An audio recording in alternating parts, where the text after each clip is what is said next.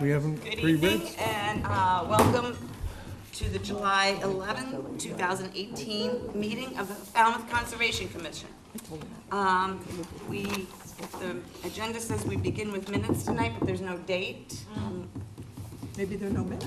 Sorry, Madam Chairman, I'm still going through the Concom's general email, so I'll have them on the agenda at the next meeting. Okay, fine, that's fine. Next, we have requests for determination of applicability. Peter and Karen Stark, 19 Commodore Lane, East Falmouth, Massachusetts, for permission to construct an addition which will include a garage bay, mudroom, bathroom, and deck, and to upgrade sewage disposal system. Yes, Madam Chairman, we're going to do a -2 determination under the state bylaw, and the resource area boundaries are not confirmed by this RDO. So moved. Second. All those in favor say aye. Aye. Opposed? Unanimous, so moved. Edward Rokosh, 257 Minot Road, East Falmouth, Massachusetts. After the fact permission to remove existing porch and deck, construct an addition and deck, covered porch and foyer, remove trees, and install dry wells. Yes, Madam Chairman, -2 under the state bylaw, and the resource area boundaries are not confirmed by this RDO. So moved. Second.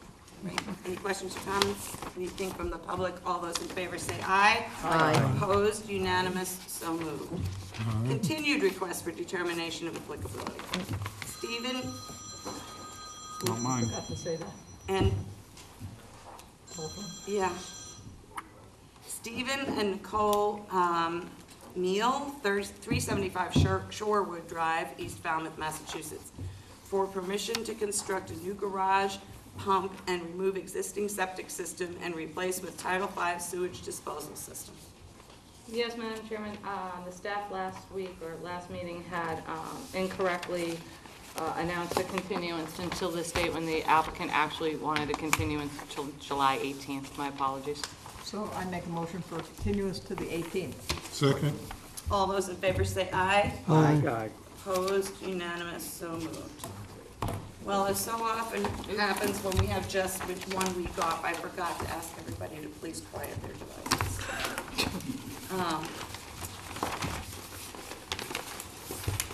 Next, we have requests for hearings under a notice of intent.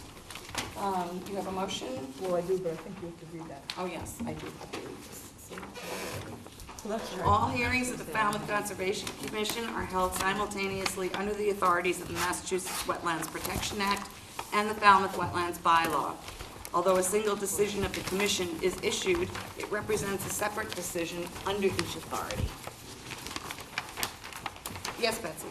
I'd like to make a motion to have the town engineer moved up to be heard now. I second that. All those in favor? Aye. Aye. Opposed? Unanimous, so moved. Thank you. I'll just read this into the record. Town of Falmouth, Department of Public Works, care of James McLaughlin, 55 Old Dock Road, Falmouth, Massachusetts.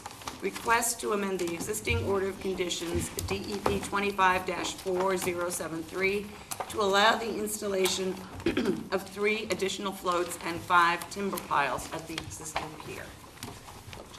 Thank you, Madam Chair.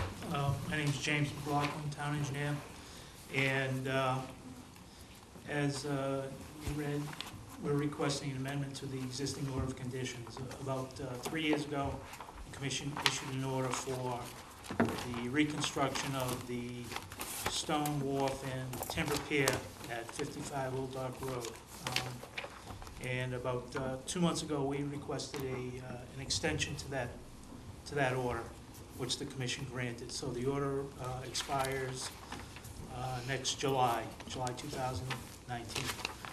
And the amendment that we're requesting under the existing order is to add floats to the newly constructed pier and an addition of 5 piles to support those floats. And the reason for the amendment is right now the existing structure works fine, and there are steel galvanized ladders down to the water line. But it's very difficult for people in their boats to get up those ladders and onto the pier itself. There's an existing gangway to the left of the pier that goes down to two floats that are perpendicular to the gangway.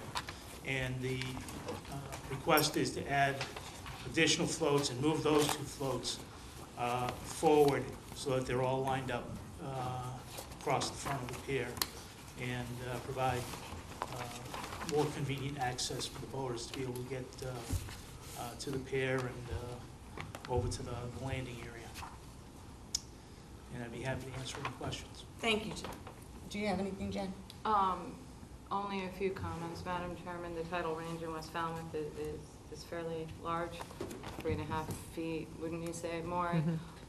Low tide, it is difficult for people to access their boats, and the staff believes that since this is a public facility, there is a public benefit to adding the additional floats to the structure. Thank you. All right, see if the commission has any questions. Kevin? No. No questions. Maureen? No questions. Oh, Betsy? No questions. Jamie? Steve? No questions. Peter? No questions? Mark? All right, I don't either. Okay, I make a motion to close the hearing and take it under advisement. Second. all right. Any questions or comments from the public? All right, hearing none. All those in favor of closing the hearing say aye. Aye. Opposed? Unanimous. So moved. Thank you. Thank you. Thank you, Jim. Madam Chair, Yes. is there any reason to do their order of conditions while he's here? We have 2 orders of conditions. The Steve, applicants we don't aren't have- normally here for that. Okay, Yeah. I mean, they can be, but they Right. almost never are. thank you, Madam Chair. Thank you. Okay, we'll return to the place on the agenda where we were, request for hearings under notice of intent. Robert Richards, 45 Little Neck Bars Road, West Falmouth, Massachusetts, for permission to install approximately 1,200 linear feet of new underground electrical conduit within the existing road and associated excavating, grading, and landscaping.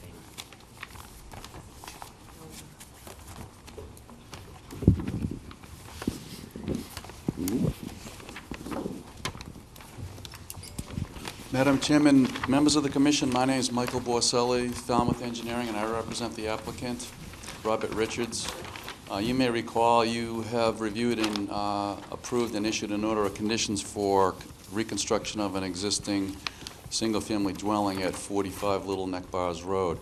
You may also recall that recently an RDA was filed for the same exact work that we're proposing tonight, and the RDA a positive determination was made because there was some concerns about making sure that the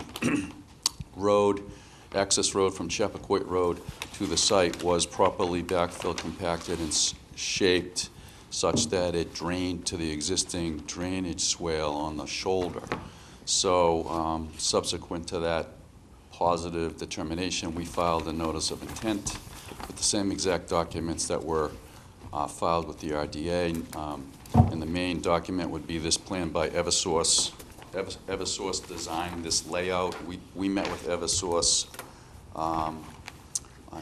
staff on the site and walked the site to get a better understanding of the process. I'm joined tonight by Leon Pincinel, the general contractor for the house, as well as Scott Candino, who's the subcontractor that would install the conduits, if there's any specific questions for them. The concept is the same as it was under the RDA, to come off of the existing pole at Chappaquiddick Road there's 3 pull boxes along the way. There would be a very shallow 30-inch plus or minus trench excavated along the within the right travel lane off the edge of the shoulder, approximately 3 to 4 feet. That would allow for the installation of 2 4-inch diameter Schedule 40 PVC conduits that would allow the power from the pole to make its way to the house. The current situation with the power to the house is there's a substandard power source that comes from this direction, and it's actually laid on the surface of the ground, and it doesn't meet any code requirements or anything. And Eversource is the designer, and this is the proposal. So the trench would be excavated in manageable sections. It wouldn't be excavated all at one time. A section would be excavated, the conduit would be installed, and it would be backfilled and compacted. Once all of the conduit is excavated and installed, the road would be properly final compacted and fine graded, very likely by Lawrence Lynch, who has maintained the road in the past, so that we can be sure that the road condition after installation is the same as it was before installation, and that the drainage continues to go to the shoulder drainage trench along the edge. We're proposing to have a moving limit of work, if you will, a series of straw bales that would be adjusted as you continue the manageable sections of the trench. There is a guardrail along a large section of this side of the road, and there are some dunes that are higher than the road. So we're not really overly concerned with impacts to wetland resources by sediment. We are concerned about making sure that the sediment from the excavation doesn't get in that very shallow drainage swale on the side of the road. So allowing this to be installed will allow for proper power to the house that's currently under construction at 45 Little Neck Bars Road. And I think that sums it up. I'm happy to answer any questions. Thank you, Mike. Jen? The only comment I would have is that if the drainage swales are damaged in any way due to this project, that the responsibility is the applicant to reestablish them per their design. That would be it. Absolutely. All right, thanks, Jen. Mark? No comment. Peter? No comment. Steve? No comments. Jamie? Does this have to be accepted by the association? No, there's legal documents that were provided by the attorney for Mr. Richards that say that he has rights to have utilities installed and access for his utilities. I think that's it. Thank you. Betsy? Mike, how long will this project take? 2 days. 2 days is what the subcontractor is saying. Okay, and the substandard connection, what happens to that? I believe that would be disconnected and the cable would just be removed. Okay, and it goes back like to the intersection of Little Neck Bars and Drift? Goes all the way down. Yeah. Beach Hills Road, maybe. In this location, there's a pole, yeah. Okay. That's it, thank you. Thank you. Maury? So do we have the letter from the attorney? I can provide it. I didn't bring it with me. Yeah, only because the road is owned by everybody, so it's Yes. actually their road, and I didn't see anybody else on here, so. All right, so a letter from the attorney before they start work, just to make sure that everybody down there knows that their road's gonna be Sure, disturbed. I'm happy to provide that. Yep. I did get that Okay. a long time ago, and I should have included it in the application. Yep, because it's gonna hold you up, because you're not gonna start until we get it. I would, yeah. that was Yeah, my- sorry to Yeah. interrupt, but I meant to mention too, we're not I was gonna do gonna the work ask till you. after Labor Day. That was the next thing I was gonna ask, okay. So, and then with Jen, I think we should have an as-built, and put the old record into the file, so we know what was before and after. I went out in the field, and I didn't see where the 5x5 concrete pole boxes are gonna be, the concrete pole boxes. Yeah, I didn't stake those because they're going to be in the road, and I didn't really know the best way to mark those, but they're going to be at-grade manhole covers. So the reason I'm asking this is because a 5x5 concrete manhole pull box, for Lawrence Lynch to maintain and grade this in the future, if they fetch up on it, they plow that road in the winter. That road, it has a lot of wear and tear, and it gets potholes anywhere from 4 inches to 9 inches. I'm sure the builders out there are aware of it all winter long. It gets pretty rough out there. So how are you protecting those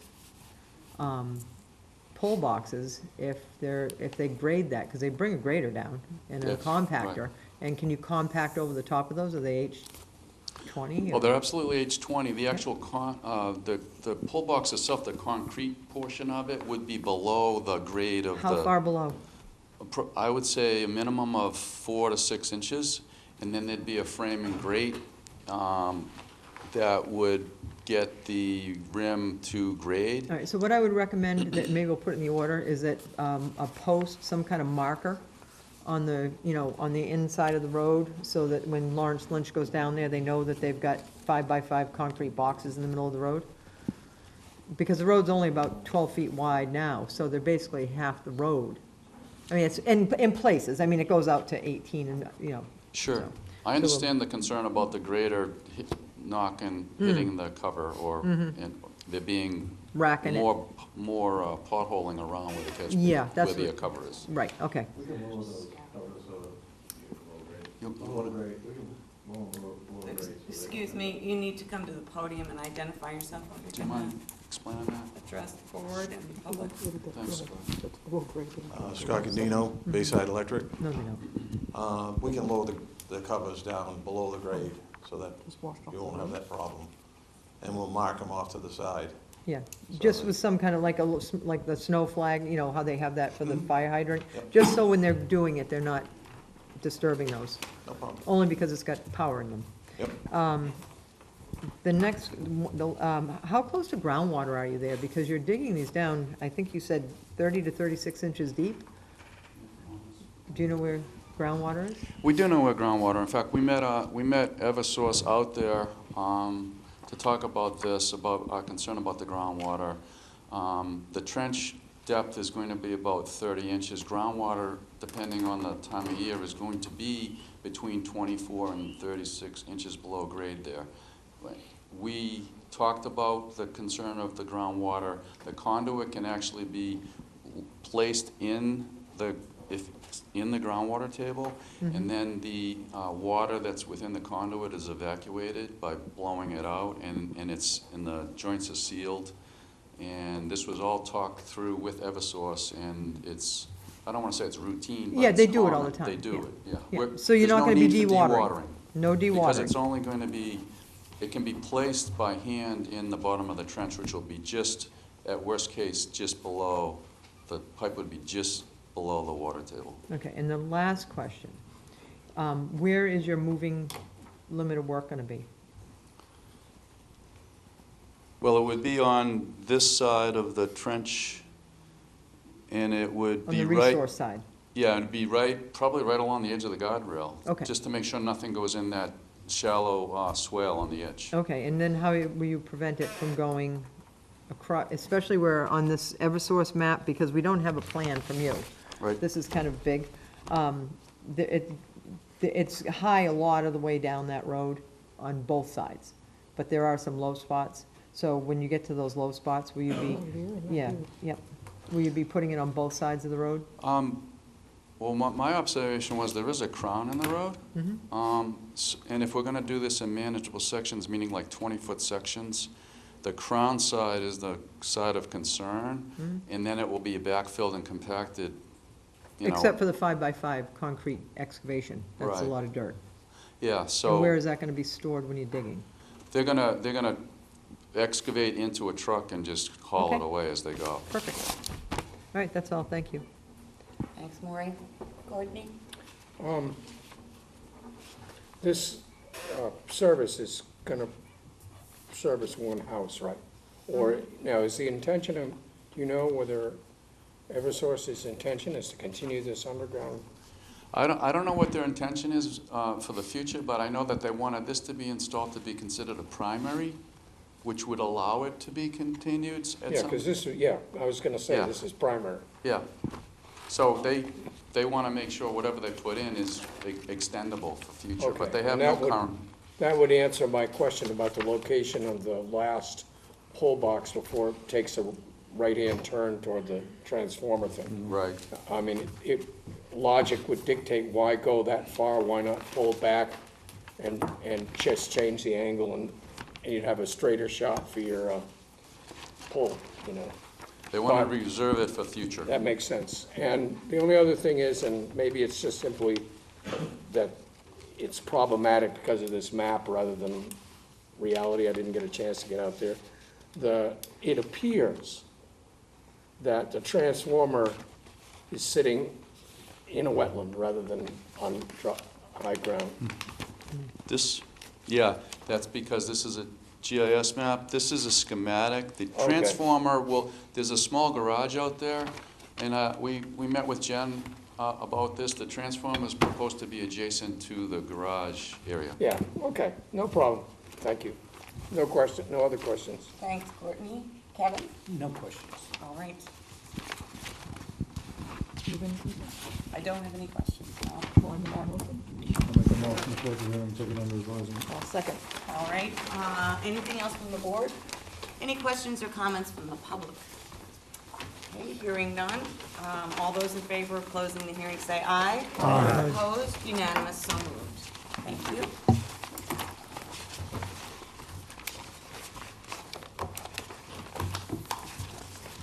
Next, we have Harry Sorokin, 77 Bay Road, Falmouth, Massachusetts, for permission to construct an elevated timber walkway and platform and to abandon the existing path and restore with native plantings and associated clearing, grading, and landscaping. Yes, I did. Sorry.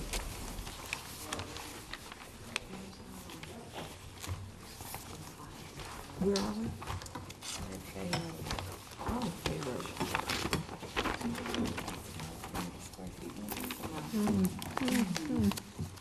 Thank you.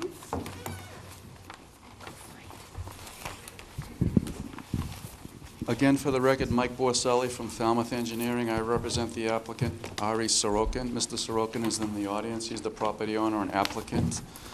He may want to speak to the project at an appropriate time. I'm also joined by Teresa Sprague from Blue Flax Design, who submitted a land management and planting plan as part of the application. The applicant is proposing to construct an elevated walkway that would replace the existing at-grade footpath that meanders through the property close to and just directly adjacent to the common boundary with the property to the south. The proposed elevated walkway would be elevated on average 18 to 24 inches off the ground and follow the grade, meandering around trees, which would allow easier access to the beautiful view and beach area at the frontage on Vineyard Sound. Mr. Sorokin's mom requires a wheelchair for access, and the access from the house to the beach to enjoy the view and family activities and to participate with her family. The path makes it impossible and very limiting for her to participate. The footpath that meanders through, if you probably walked it if you were at the site, is uneven and is proposed to be restored so that it would no longer exist. It would be planted with native plant materials, which is specified and outlined on the plan by Blue Flax Design.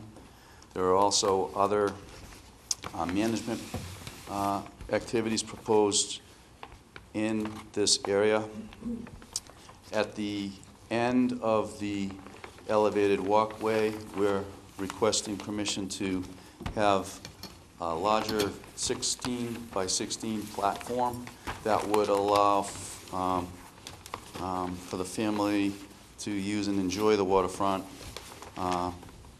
without having to try to access down onto the beach that is a very rocky, uneven beach. It's not the type of beach that, you know, we're used to seeing at Falmouth Heights. It's a rocky beach area with a grade change and a slope. In addition, the property is bisected by an existing stone groin that is licensed, and it bisects the beachfront such that, and it's tall enough that if you're on one side or the other, you can't really, and you're at beach grade, you can't see what's going on the other side. This platform would allow for a view to the beach and make it more usable for not only Mr. Sorokin's mom, but others in the family as well. So it would be more of a, you know, family gathering location instead of trying to do it on the beach, in addition to the accessibility challenges faced by Mr. Sorokin's mom. The access to do the work would be along this side. The work would be done with like a dingo machine size auger. The supports for the post would be augered, and the framing above grade would be constructed off of the helical augered footings for the walkway. The platform itself was proposed to be over an existing structure, right on top of the existing, the landward edge end of the existing stone groin. So it's basically occupying an area that's already stone, and it would really facilitate better use and enjoyment of the property by the family. The wetland resources that we identified on the site with consultation with Blue Flags Design included a coastal beach, land subject to coastal storm flowage, that being a velocity zone, and an AE 13 flood zone. The FEMA designated velocity zone is shown here. It's VE 15. And parallel to it and 25 feet back is the Falmouth Wetland Regulation defined boundary of the velocity zone. From that back, there's a swale area, which is AE 13, and then the land slopes up. So there's a natural swale, and the walkway is proposed to meander through the center of the lot in that swale. The sloping landform on this side and a small portion of sloping landform on this side are steep enough that they meet the definition of coastal bank. So they've been identified as coastal bank, and the associated no disturbance zones are shown. I understand from a conversation with Jen that she thinks there may be some dune area here that we didn't identify as dune. We're certainly willing to look at that and revise the plan if we agree.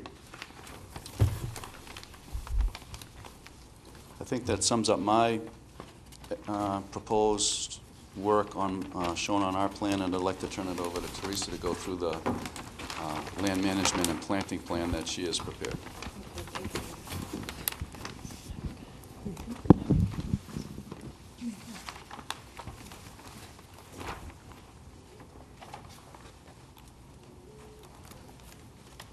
Hi, good evening. Teresa Sprague with Blue Flags Design.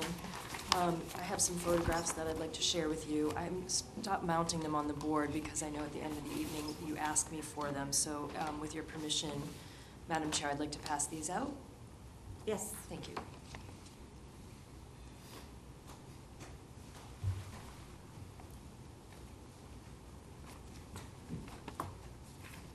They are all dated. They were taken in January 2018 and June 2018.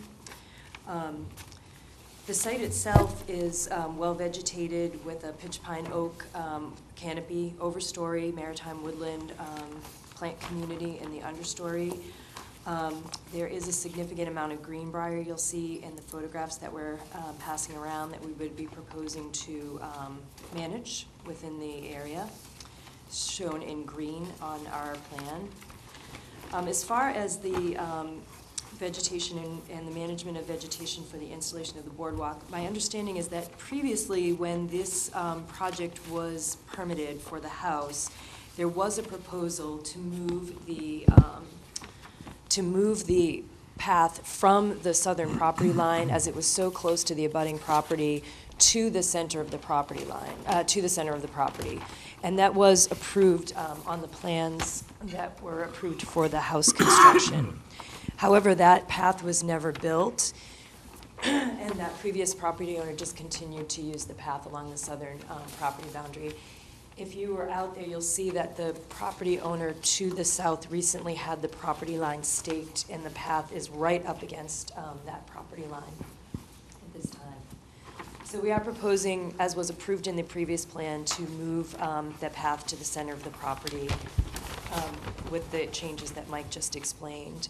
As far as management of vegetation to accommodate the new proposed elevated walkway, the existing large shrubs near the boardwalk may require some flush cutting as necessary for the installation of the boardwalk. They would then be allowed to regrow. Shrubs within the boardwalk layout will be transplanted wherever possible, removed if necessary. Low shrubs, which is a significant amount of the vegetation in that area, including black huckleberry and low bush blueberry, would be flush cut and allowed to regrow underneath the boardwalk once the boardwalk's installed. So it would be flush cut for the boardwalk installation and protected, and then allowed to regrow. There is some rugosa rose down in the area where the platform is proposed. We would be proposing to manage that in that area, and I've shown some pictures close up of the top of the groin area where the platform is proposed. That vegetation would then be replaced with additional bayberry and some bare areas directly surrounding the platform area. There is some existing bayberry which we would be proposing to flush cut for the installation of the platform and would be allowed to regrow. The area, the existing path on the southern property line would be completely restored with native vegetation as had been previously proposed and approved by the commission when the house was constructed. Overall, we're proposing installation of 148 shrubs and 2 small trees. I think if you've been out to the site, you can see that the site has clearly been managed for vistas from the house. I don't know whether that has been approved previously when the house was constructed. This was all done by the previous property owners. Mr. Sorokin has only owned the property for a short period of time. In order to get that permitted, we are proposing a 25-foot wide view corridor on the plan of record that would be managed according to Falmouth wetland regulations, vista pruning. In addition to all that, we have identified a number of stumped trees. They're all located on the plan with red X's. So these are trees, these are oaks and 1 cedar that had been topped, stumped, cut, pollarded, whatever word you'd like to use, not done exactly with best pruning management practices. In addition to that, there's a group of smaller oak saplings that had also been cut. These are less than 3-inch diameter best height. We are proposing to remove those and replace them with shrubs that would be allowed to reach mature fruiting size at 2 to 1. So 2 shrubs for every one of the stumped oaks and the saplings that we're proposing to remove. So 8 stumped trees, 5 saplings, less than 3-inch diameter breast height. Of those, 12 are oaks and 1 is a cedar. So with that, I'm happy to answer any questions about the vegetation management plan. Thank you. Jen?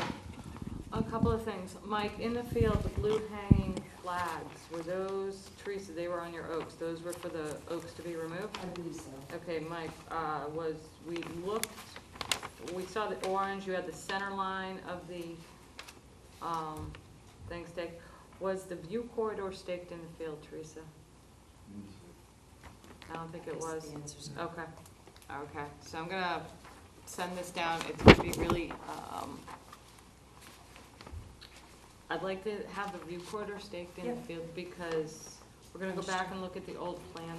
It's concerning to the staff there, if you see the picture I'm passing around, which is basically stand on the terrace and look out. Yeah. There's not one tree in that kind of They're definitely corridor. oaks, and they've definitely been limbed up. So Yeah. removing more trees in that corridor, the managed oaks is kind of concerning to the staff. Sure. Especially, we have to go back and look. Okay. But if it wasn't permitted. I see no reason to manage the rows in the beach area. Only because it's in the area where we're proposing to build a platform. I'm gonna get to that. The platform is in a velocity zone. Mike, what's the square footage of the structure in that velocity zone? 256.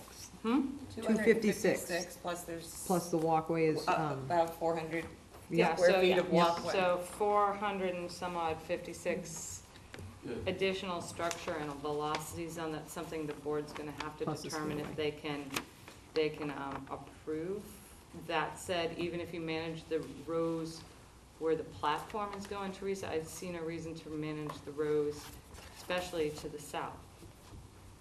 Like we were out there today, there's really no reason In this to area. manage that rows, so. That's fine. That's entirely up to the commission. If they'd prefer us to leave the Rugosa rows in place, we're happy to leave the rows in place. Oftentimes, as we've done further down on Bay Road, we've left Rugosa rows in place because it made up a significant portion of the vegetation in the area. In this particular area, there's large amounts of bayberry, so our goal was just to remove the Rugosa rows, replace it with bayberry, but if the commission. Pretty well established in there. Yeah, that's I completely do fine. think you do have you do definitely have a mound ridge, wind-blown mound ridge Yeah, I sand was in just that re-looking area. at the pictures of that, because I know there's dune that's been delineated further down the beach. We did not go out looking for dune delineation. We didn't do any delineation on this site, as a matter of fact. This was all delineated by Mike and I believe BSS Engineering previously. Mike, didn't you tell me Teresa's crew did delineation on this? We did not. Well, I mean, no, I said, there wasn't really a delineation, like a BVW delineation, but we collaborated on the site and looked at the site and came to the determination that we thought it was coastal bank and coastal beach, not coastal. Oh, you definitely have a beach, you definitely have a bank, you just missed the dune part. Yeah. So we have to go back and look at that. Yep. I'd like the view corridor flag so that we have a better understanding of where it is compared to what the big funnel I see when I'm looking off that terrace. So I want to make sure there's no more trees being proposed to be removed in that view corridor. Take a look at that vegetation, Teresa, and the board's gonna have to decide. I mean, with all due respect to the current property owner, the board looks at a property long-term and not just for immediate needs. We have to take a long-term look at what we permit on particular properties. So 456 square feet of structure in a really high I think it's more like velocity area. 656. Yeah, a high velocity area could be problematic. That said, Something we never Mike, allowed. the construction access, Mhm. where is that coming from?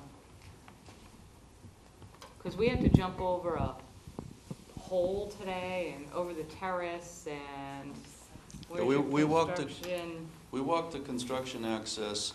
You can get a mini excavator down around the house through this footpath Got it, okay. and around like And that. that's your like little dash marks over here. Yes. Okay.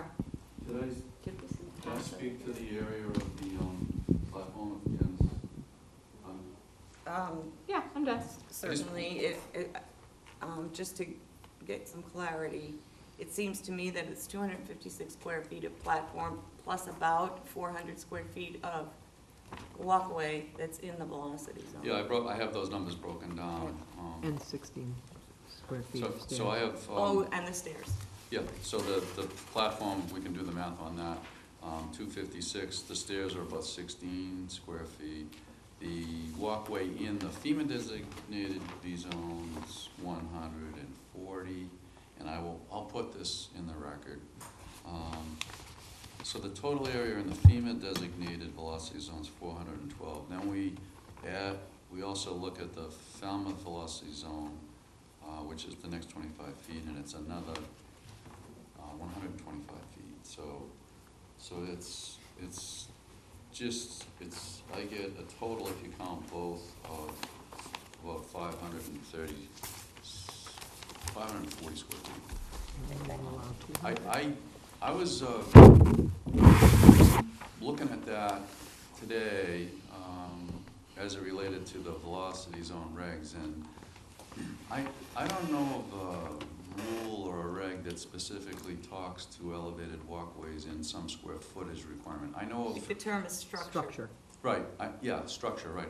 I know of a section of the regs that talks about additions not to exceed 200 square feet. If we're trying to relate the area of the walkway to that. If you really read that, it's clearly related to houses adding onto a house, and it's mimicking the Falmouth zoning bylaw about defining substantial improvement to structures, meaning homes.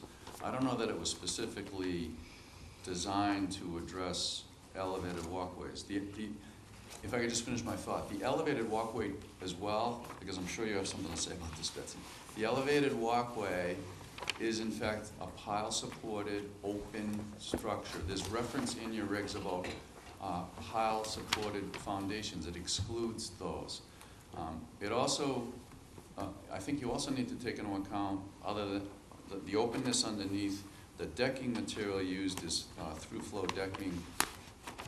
So 50% of that is not structure, really. If you really look at it in that way. It's designed for waves to be able to flow under and through. So there's no vertical barriers, which I think is what your regulations were alluding to about additions. You don't want vertical barriers. You don't like breakaway panels. We don't have anything like that on this elevated walkway. It's a different type of structure. I think that needs to be taken into consideration. I don't know that will a category 5 take this out? Of course.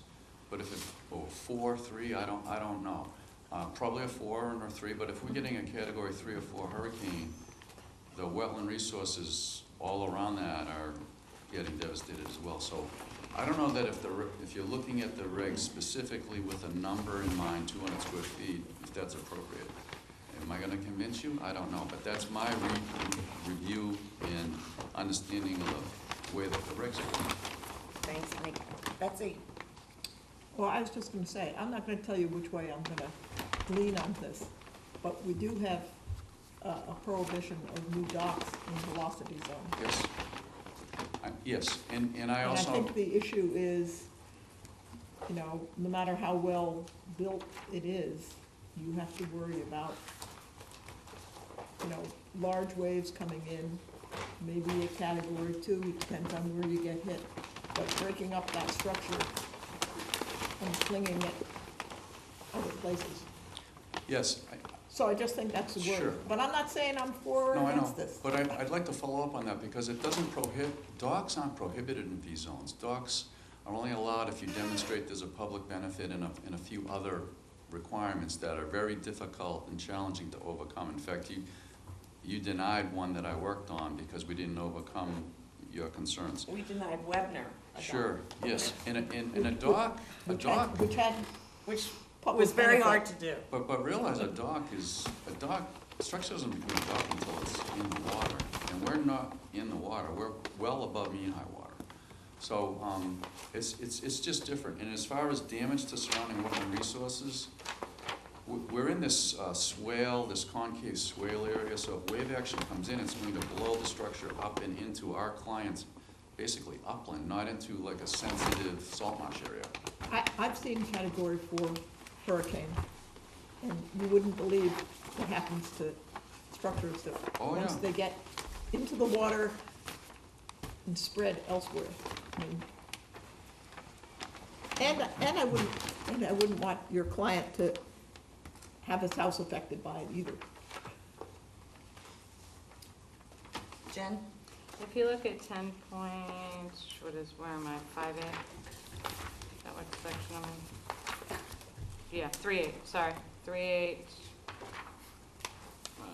General performance standards, something 4D, proposed project within a velocity zone shall not destroy or otherwise impair the function of any portion of said landform or shall not have an adverse effect on the adjacent resource areas. The activities and their ancillary uses in velocity zones which result in alterations to vegetative cover, interruptions to sediment and other wetland resources, and changes to the form or volume of a dune or beach will have an adverse effect on the landform's ability to provide storm damage prevention and flood control, and therefore are prohibited. You are altering vegetation in this area. Unfortunately, although the dune is over the revetment, there is a little dune built up on that. I mean, just because it's not a dock, I mean, we can argue, you know, technicality all day long. It is 600 square feet of structure in a velocity zone, so that's what this board should focus on. Not whether it should be considered a dock, not whether it has open pilings, that you actually have structure in a velocity zone. And what do you want to do with that? Okay? That's all. Thanks, Jen. You set on this? For now? Yeah. Maureen? Mike, on page 2, we have, I know you said it was through flow decking, but on your plan, it says through flow decking or 2x6 decking with 3/4 inch spacing. Which is it? Well, we specify on the profile that it's through flow. This is a standard cross section, but the profile clearly says it's through flow, and it is through flow. All right. It will then- be through flow. So what, I'm gonna pick on you a little bit here, because when we have a plan in front of us, we need the plan that you're doing, not a standard. Every one of these projects that come in front of us are all individual projects. We've never had a standard type project. So we have construction notes. I don't know if anybody read those, but piles shall be driven, not jetted. To 15-foot refusal. I mean, are we making a dock? What are we doing here? You just said it was an auger dingo. And now on this, it's construction note says we're basically pile driving, decking spacing. All dock lighting shall be not exceed 0.2 foot candles. I mean, is this, I'm just asking you. I think you probably just put these on standard, but this isn't what you're proposing, so it shouldn't be on the plan. Sure, you can pick on me, I'm thick-skinned. I'm back. I know. Welcome back, welcome back. Those are standard notes that can be removed from the plan. It's clearly, I presented to you what It's the dock is. not clear, Mike. Well, I'm verbalizing what this is. This is an elevated walkway with through-flow decking, augured pile supports, not 15-foot driven. Okay, So and I as will you make know, that edit. I can make that edit. as you know, in our order of conditions, what does it usually, what does it say? That the plan of reference is what you go by. This is the plan of reference, not what your Narrative and plan of Yeah, reference. so what you're saying here, it might be verbal, but it's not the record. Right, but you Okay. also have the opportunity to issue special conditions, and one could be certainly that you shall not drive pilings to 15 feet. So we will clear up, we can clear up the Clear note. that up. And lighting, are you gonna have lighting on this? Do you want any footlighting, Larry, permission to speak? Yes, if you come up, sir. You don't show any on the plan, but you say it in your narrative. I'm R.A. Sorokin, resident of 77 Fay Road.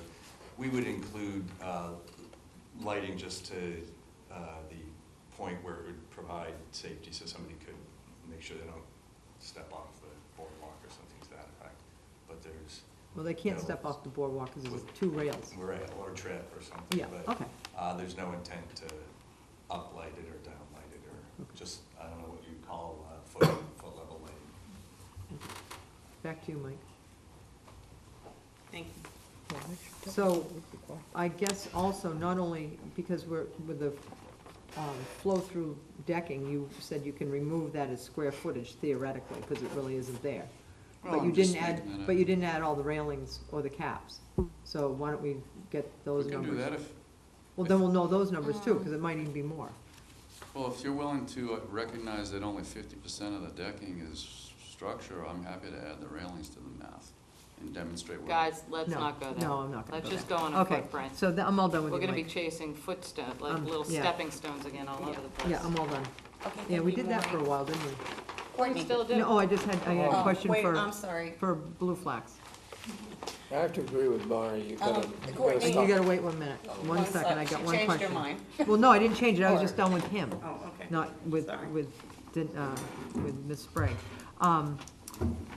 So you're gonna flush cut all the vegetation underneath the deck, and it's roughly 2 foot off the grade, am I correct? Yeah. So how is vegetation gonna live under there? The huckleberry and the blueberry? Is it just, It'll well, grow no, back. you said bayberry, you're gonna No, flush cut the we said we're gonna existing. flush cut the bayberry around it for the installation. So Well, that there's it's not bayberry damaged under it. during installation. And anything, and then what I wrote was that, necessary, will be flush cut as necessary. Existing large shrubs near the boardwalk may be flush cut as necessary for boardwalk installation. Shrubs within the boardwalk layout will be transplanted where possible or removed if necessary. So that's, and then the low bush blueberry, black huckleberry will be flush cut and allowed to regrow under the boardwalk. So you're removing the bayberry that's there? We'd be removing the bayberry that's in the footprint Footprint. of the boardwalk and transplanting it. Or removing it, you just said. Transplant or remove. Wherever possible, yes. So which is it? I will go out there as the boardwalk is being constructed and flag each particular bayberry for you, and we can decide which ones can be transplanted and which ones can be, have to be removed. So we're going to transplant and keep any of the vegetation that's currently on site if possible. The only way we wouldn't be able to transplant something is if, I mean, in this case, it wouldn't even be too large, but there may be something that has to be removed. But we're also planting 148 additional shrubs. Then the next question, how tall does bayberry, winterberry, and viburnum get when they're fully mature? 15 feet. Okay, so they're gonna be in your view corridor, am I correct? The view corridor, will they be within the 25-foot wide view corridor? They're in Yes. they're in the view corridor. But if you've, as Jen pointed out, and as you've seen from the pictures that Jen passed around, the view corridor is mainly from the upper level of the house. There is currently no view from the lower level of the house, and there's not intended to be a view from the lower level of the house. Okay. It's all elevated, so you can see that the shrub layer has been allowed to grow. The bayberries, when you come right outside of the terrace at ground level, are 12, 15 feet high. They're beautiful. Yeah. Yeah, they're Big. beautiful. And I'm presuming that they were planted as part of the mitigation for the house construction. So those would all remain, except for the area that has to be opened up for the boardwalk to go down the middle, which was originally on the plan that was approved when the house was constructed. The next question, go on. Can I just jump in on Yeah. it real quick? Yeah. Sorry, Madam Chairman. To transplant, I would, assuming the way I read it and read your plan and going out in the field, you would transplant whatever, if you could transplant something back into the path that you're proposing to vegetate. Some of it would go back into the path that Yeah. we're proposing to vegetate, but there are other bare areas that we've shown on the plan. Mhm. And we're also proposing to remove a significant amount of greenbrier in there, so that would just go back into any voids that were left Okay. by the greenbrier All right. removal. So the 10-inch and the 12-inch oaks that are in the view corridor, what are you doing with those? 18-inch, I'm sorry, 18 and 12-inch. The only oaks that we're proposing to remove are the ones that were stumped, that are shown with red X's on the Okay, plan. so those are not being bothered? Nope, Okay. nothing, we're not proposing to move any canopy trees whatsoever. No. So then the last question is, greenbrier is a native, and I It do is. understand that it gets in the trees, so maybe we would just suggest that it gets taken out of the trees and managed around the trees and not being Yeah. totally removed. If you see the photo that's passed around, Yeah. it's significantly, it's thick in there, and where we've had to manage it in other places, we've successfully managed greenbrier and encouraged black huckleberry and other natives, including kalmia, et cetera, that were on the site to return that had just been smothered with greenbrier. So again, the goal would not be eradication for the greenbrier, but it has certainly overtaken the entire area. So it would just be the idea of removing the greenbrier with the goal of percentage? allowing what's there to regrow or being able to transplant shrubs into the areas What's the percentage of greenbrier you're removing? that we think is existing on the site Yep. within that entire area. It's probably 40%. Okay, thank you. All right, Courtney? Mike, I have to second Maureen's comments. You know, when it comes to doing these plans, particularly your sections, which are, you know, a lot of computerized cut and paste stuff, you know, you gotta go through your notes, and you gotta make sure that, because you just slam that stuff in there without looking at it, and that is what creates a problem. Yep, I get it. I think the question of a structure and a velocity zone, we could go around and around on, and there are, you know, it's a situation where the regulations are there for a damn good reason. And, you know, you have a category 2, category 3 in the right situation, right winds, and, you know, that stuff's gotta be gone like a house of cards. I don't care whether it's 50% or 80%. So, you know, maybe what you have to think about, and maybe this would address some of the concerns of the board, I don't say it will, I'm just saying maybe, you design something that can be removed. You see? That, maybe like a marine railway, you just press a button and a winch and crank the thing back up in the upper ground, and that's when a hurricane comes, or in the fall, or whatever. That might address the situation. I won't say it will, but sometimes you gotta think outside the box. It's 80 feet of walkway. No, And it's- that's fine. There's lots of box thinking there, but there's a different kind of engineering than what Yeah. you're talking about being involved, but, you know, I can see somebody sitting down designing something like that, particularly if they have a kind of a Rube Goldberg mind. You I all don't have set? any, no, that's it. Okay, Kevin? No real additional comments other than, it seems as though the board would have to stretch to approve this because of the requirements. And it would be nice if we could approve it, but that means that even I am going to have to be able to read the plans and understand them. Okay? Thank you, that's all. That's it. Yeah, I didn't realize that was my chance, like, before. So I have two comments. But it worked. I know, no, I know you don't want me to say anymore. 2 comments, Mike. One is, I didn't get a chance to get out there, but is there any possibility it could be part path and part boardwalk, pending? I'd have to look into that. I think it's possible. Okay, and the second thing is, since boardwalks have been very much on my mind for the last year, and continue to be on my mind, is there a reason why you chose 5 feet? It had to do with handicapped accessibility. But Wheelchairs are 5 feet. wheelchair accessibility can be a 4-foot boardwalk. 32. It can be a 3-foot boardwalk. 5 feet for the turning radius. Yeah, you need to have a turning radius, but, Right. so at some point, you know, at the end of a boardwalk, or if you have part boardwalk and part path, you have to have a 60-inch turning radius. So you do know about Personally, I don't feel boardwalks. like the width Huh? is the You issue. do know about boardwalks. I know a lot more about boardwalks than I ever wanted to Okay, know. can we go on? This isn't a public thing. Jamie? I have nothing to add. Steve? No, I think everything has been covered. Thank you. And then some. Peter? I have a question, Mike, regarding the wood materials. What kind of wood materials? In the print, it says non-CCA treated, but it's pretty vague. It's pretty vague because there's a lot of options, and your regulations specifically prohibit CCA. So we wanted to make it clear to you that we weren't doing CCA-treated materials. I can't tell you at this point exactly what wood materials will be proposed. If that's information that you need to make a decision, I can find out and provide it to you. The second question is, and probably not that important, but it's plugged into the second question.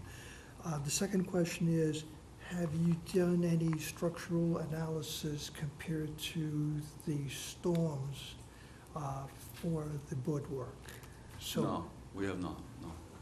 So I would be more comfortable approving it if you designed it to specifically withstand some type of standard storm, and you could say, hey, I designed it for this.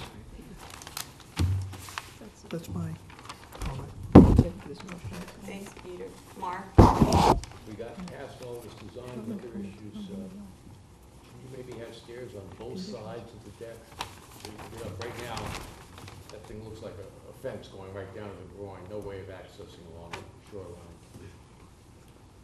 You have stairs on one side, but it's really just a total block as far as any access along the shore. Oh, public access? Yes. You mean, provide access from this side as well? That's what I was wondering. I can consider that and talk to the applicant. Madam Chairman, I just have one quick comment.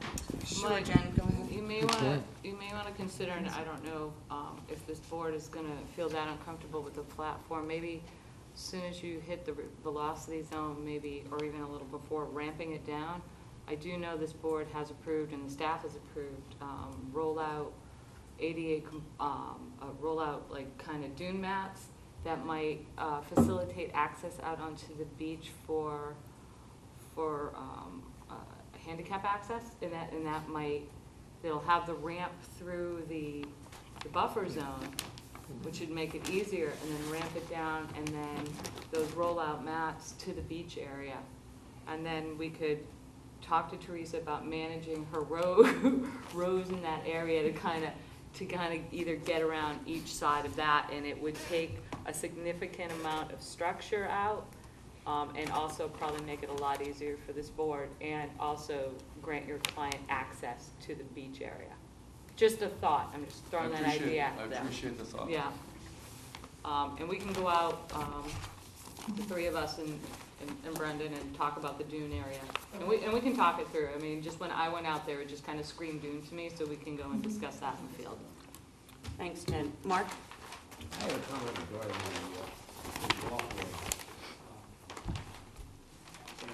Velocity zone issues and whatever. To my mind, the velocity zone issues, if there is any, is associated with the deck itself and maybe the first 10 feet of walkway for the deck. From there on up to the house, that's in a valley, more or less. It's pretty well protected, and I believe that area is not necessary to take out any decking, any flooring, and put a pathway or anything else. I think that area doesn't represent a damage risk of any sort if there was a permanent walkway along there. I think the only issue is right at the very end where that 16 by 16 foot the deck is, and maybe 10 or 12 feet up to it.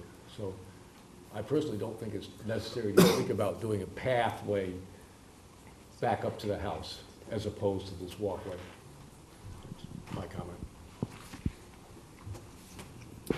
Okay. Teresa, do you have those pictures? Madam Chair, can I just make one comment? Yes. If anybody went to the BVI of Puerto Rico after the hurricane, that little dip and swale is not going to protect it in a hurricane. I know it seems protected, but, I mean, Hurricane Bob wasn't even a bad storm, and stuff, I mean, houses went across Surf Drive. So,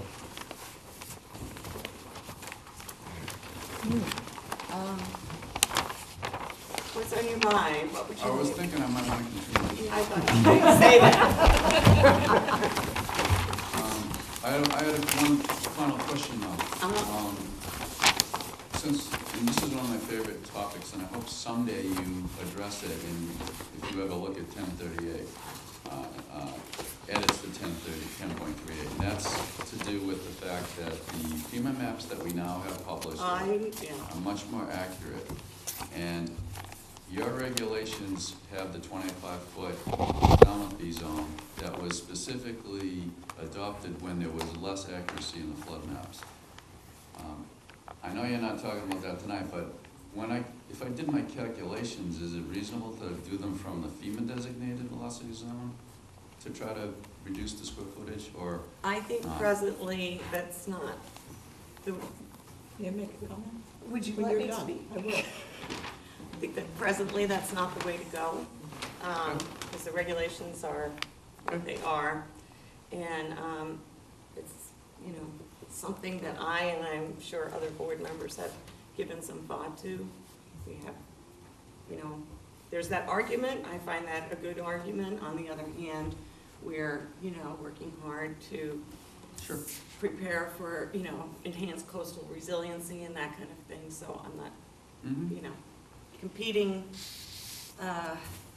if there's a tension there. I just saw an opportunity to talk about that again the 20th. Yes, you're more than welcome to do that. Betsy? And I want to respond that we have talked about it several times. And in general, when we've made decisions on the board, if the velocity zone goes to an A zone, then the Falmouth velocity zone applies. If the velocity zone is bordered by an X zone, then we have not applied it. In And certain cases, I wouldn't say definitively, I'd say well, in certain cases, and cases that Mike has brought before us. So it's not like we haven't discussed it at all. Mike, how long do you need? Is it August 1st too soon, or would you prefer the 8th? I don't think you can do it for next week, and then we don't meet on the 25th, so you have the 1st or the 8th? I would prefer the 8th to give us a little bit more time. Okay, that's great. And then just give me a call and we'll schedule a time to go over to June in the view court while we're out there. Yep. Okay. Great, thank you. Okay, at the request of the applicant, I make a motion to continue this to August 8th. Second? All right, is there anything else from the board tonight? Anything else from the public? All right, hearing nothing. All those in favor of continuance to August 8th, say aye. Aye. Opposed, unanimous, so moved. Thank you both. Thank you.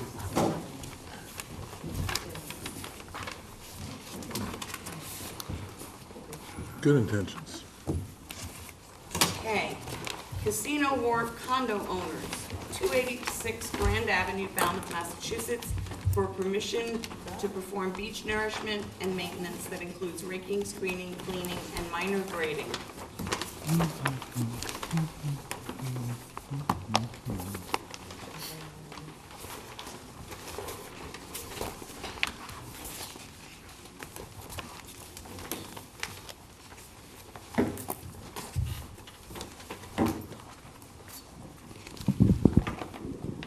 Madam Chairman, for the record again, Michael Borselli, Falmouth Engineering, and I represent the applicant. The applicant is proposing to do certain management practices on the beach that are typical to the beaches, in fact, directly adjacent to, and this property is the Falmouth Heights Beach. The activities that are proposed on this beach are similar. In fact, if this were to receive an order of conditions, they would likely be performed by the same contractor, George Patello, Inc., at the same time, on the same schedule, with the exception of possibly this fall, if you were to approve it. And the... What would that exception entail this fall? We would like an opportunity, if you issue an order of conditions, to do certain beach activities in the near term, you know, between now and September, because the facility, specifically the new restaurant, likes to use the beach for weddings and things, and at the moment it's, the beach isn't really appropriate for that. It needs to be maintained and cleaned, and this board did actually issue an order of conditions in the past on this, but they let it lapse. So there was no opportunity to extend it. So we're basically reapplying for a redo, very similar to the Acapasket Beach Association that you heard a couple weeks ago. We outlined in the narrative, the activities there, the methodology is mirroring what the town beach management practices are. It's the same methodology and operations. We've adopted it on all the applications we submit for this type of work.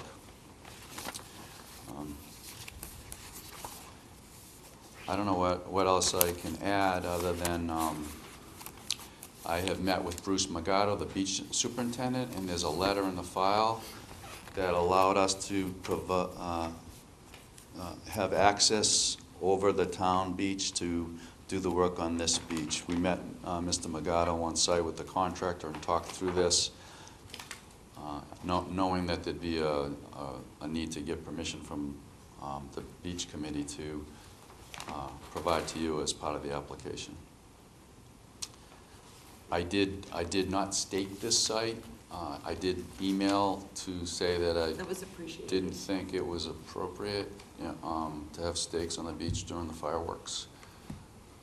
And then it's covered with people. Every day I drive by, I consider running out and putting some stakes, but there's people everywhere. So I appreciate you allowing us not to do that. We would expect that all the conditions that you issued on the previous order of conditions for the very same project would be part of this. So with that, I'll take questions. Thanks, Mike. Mark? No comment. Peter? No questions? Steve? No questions. Jamie?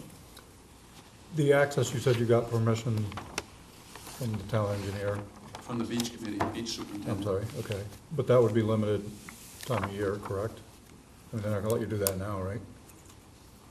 They would with permission if we give them written notification, and Yeah. not now, like not during the height of the season, but perhaps Fall. later in early September. So what you wanna do now, more immediately for cleanup, would be by hand?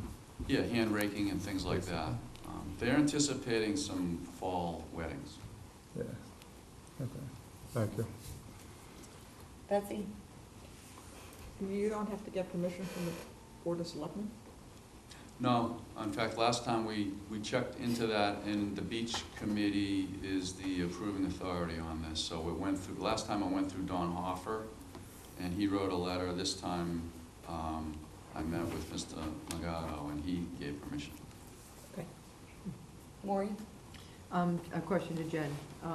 When's horseshoe crab? Is this an area for horseshoe crab?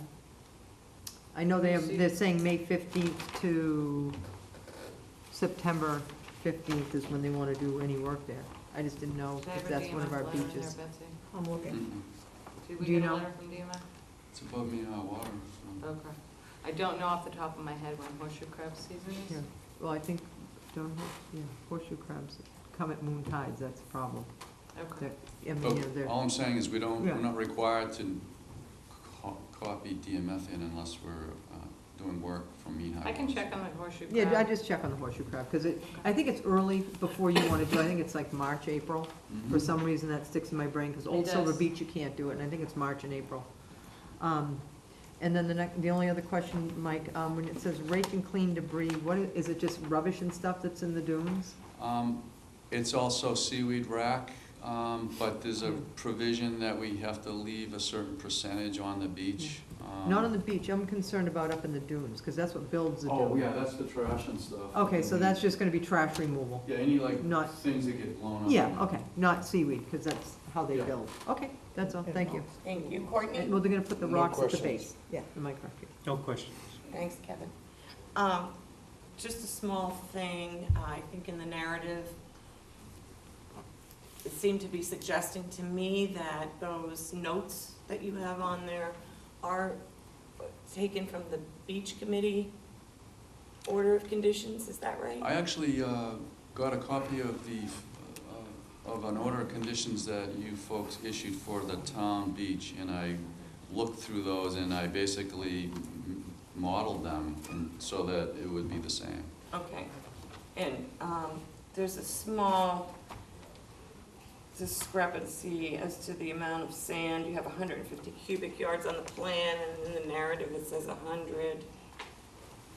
Twice a year. And it's number 11, twice a year? Yeah, Yeah. right, and So twice it's a year 300. versus, I thought, when I was reading the narrative, you were intending once a year. So, I think this lesser amount is appropriate. Okay. I looked at the beach a couple of times, I don't, right now, I don't think it needs any nourishment. So I think the 100 cubic yards is appropriate. okay, could you revise the note then? Yes. It's, is it number Number 11, I think. 11. And also, is twice annually what you're planning on, or just once annually?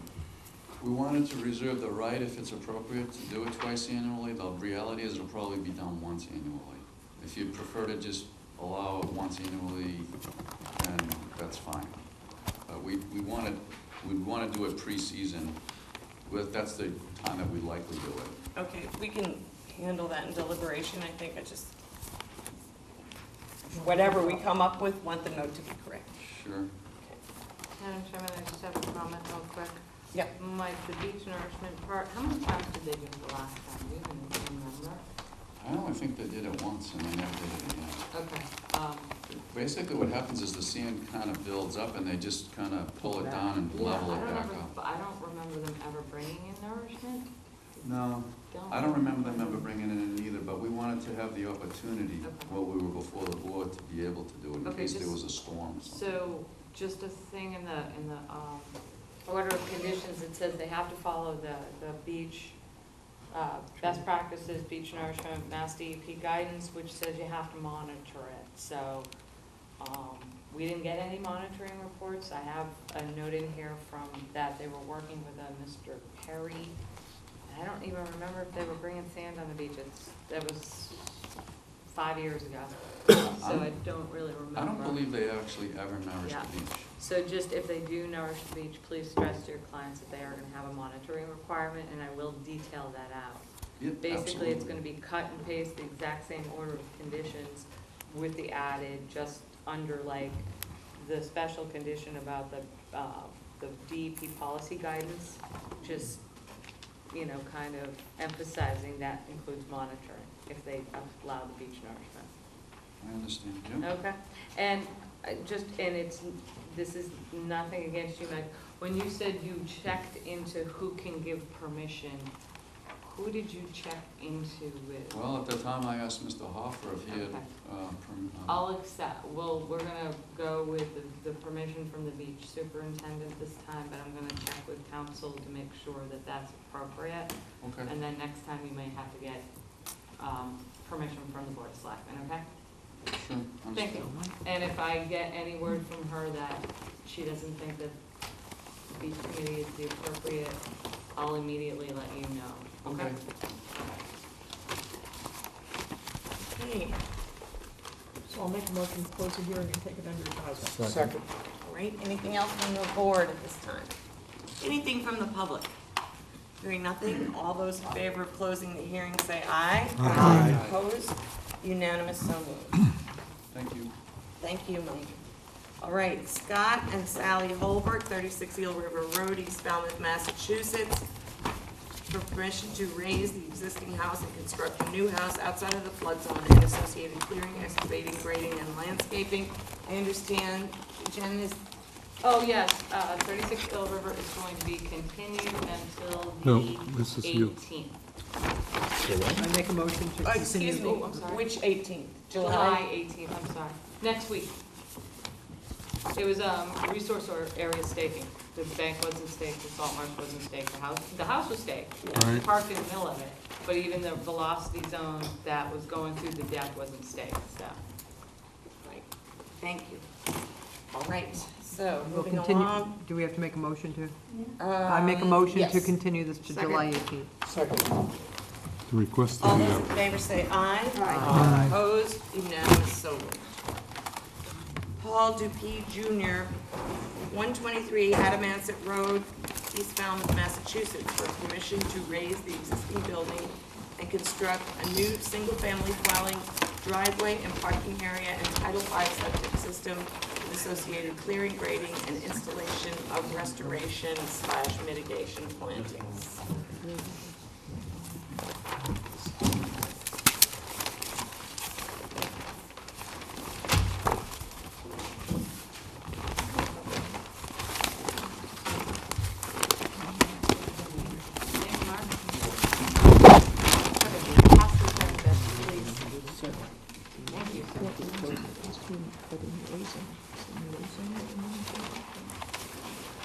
Are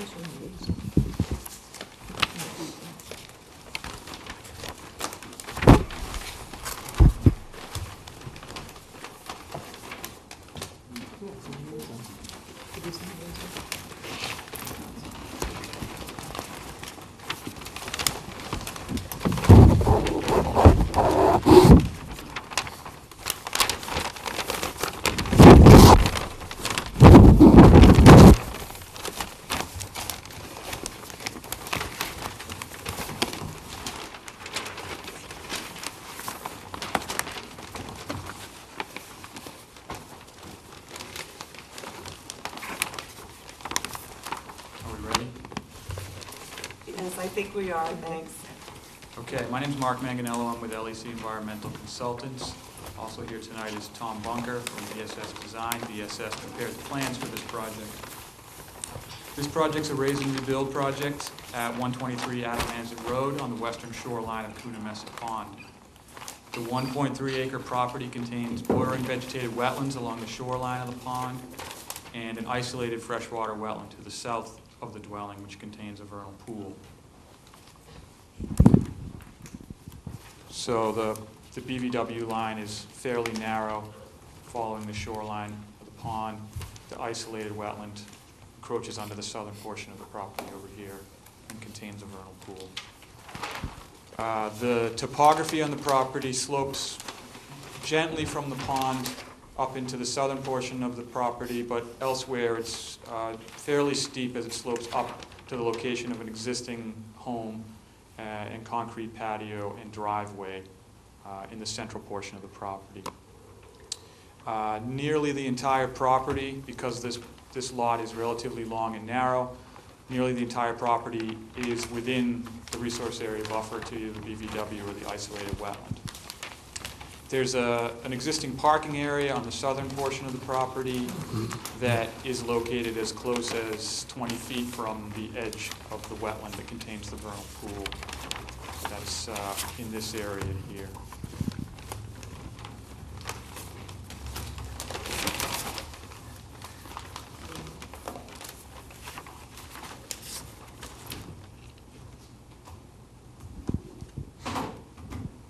So the proposed project is to demolish the existing dwelling and reconstruct a house in the same general location as the existing home, maintaining the setbacks to the pond and the setbacks to the road. The expansion to the house is really this area right here.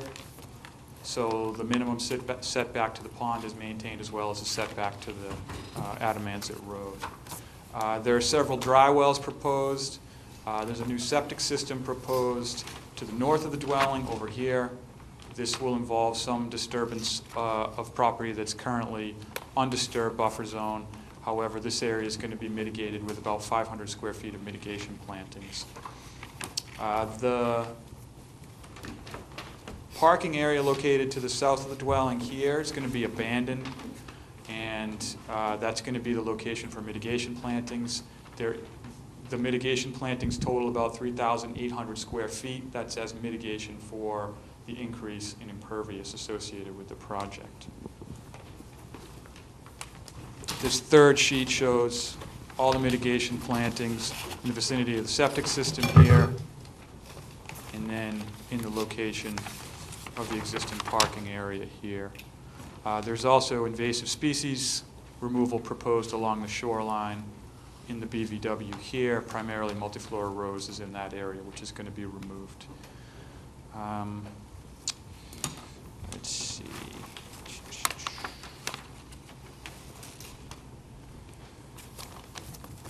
There's a modest change to the driveway configuration here. There's 6 dry wells proposed to infiltrate roof runoff, and I believe that covers most of the proposed project.